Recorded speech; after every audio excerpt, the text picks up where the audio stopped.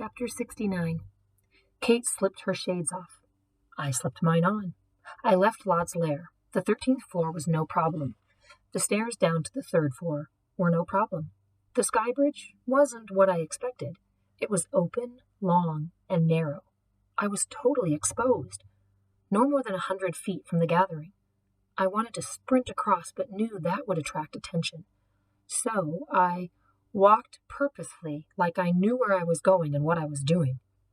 About halfway through my purposeful walk, I glanced down at the plaza to see if anyone was watching me. They weren't.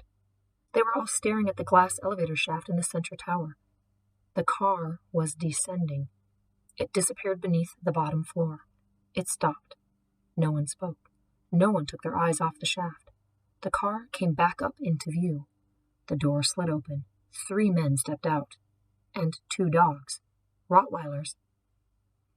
"I thought Christmas breakfast would be over by now," the man in the middle said loudly. I recognized his voice. The Lord of the Deep. He had a gray beard and long gray hair tied in a braided ponytail. He was big. The 2 men flanking him were bigger. They were not wearing shades.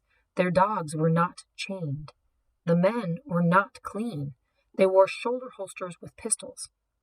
Mushroom guards. Morlocks. They looked hungry. So did their dogs. "Where are the others?" Kate asked. "Looking for that kid." That kid was standing on a sky bridge out in the open, with his mouth hanging open in complete shock.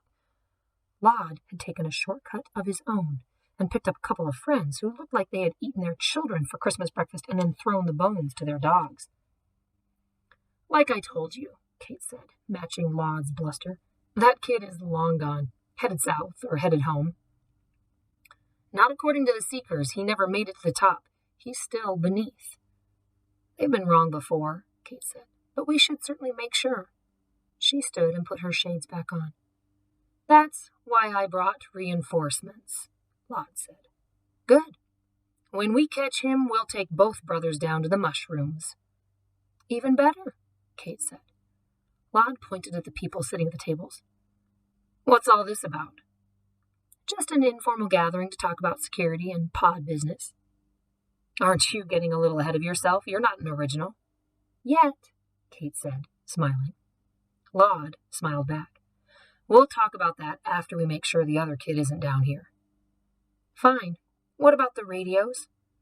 "They're still out. I sent a couple of people back down to check the antennas."